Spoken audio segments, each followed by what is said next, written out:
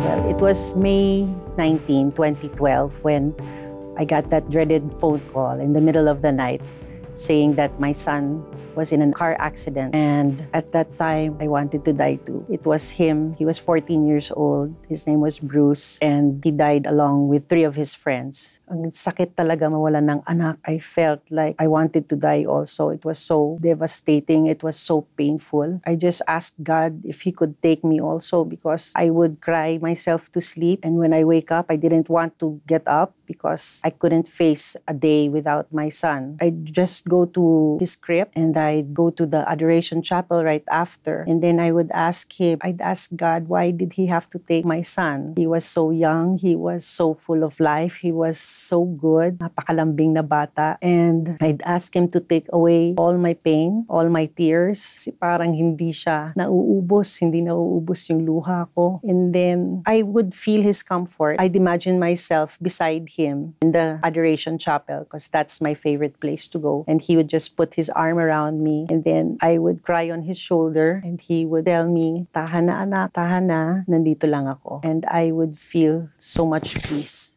And then I'd also imagine my son Bruce beside me, and then he would give me a big hug, and then mag-group hug na kaming tatlo. Grief is really, really hard. It's so painful just missing your son. And minsan, bibili ng pasalubong para sa anak mo, pero wala ka na palang uuwian na anak. And you just want to curl up into a ball and marinate in your grief. It's the most terrible pain that I've ever experienced. And that's why I would ask God just to take me also, because I could not bear the pain. And then He showed me that He's just there. He's just there. I could feel Him. I could feel His embrace and His love. And that's what led me to my healing. Throughout the years, every day that passed, every month, every year, I felt that God was replacing my pain with peace. And I was being healed by His love. Years later, I was asked to share my story in several recollections and retreats. And that's when I had this need to serve. And I was asked to be head of the Morning to Morning Ministry, which is a grief support group.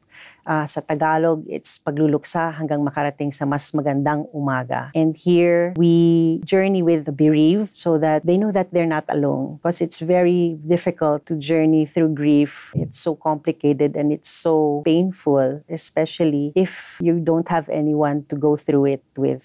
Whenever I'm in the Adoration Chapel, that's when I feel Him the most. That's when I feel He's protecting me.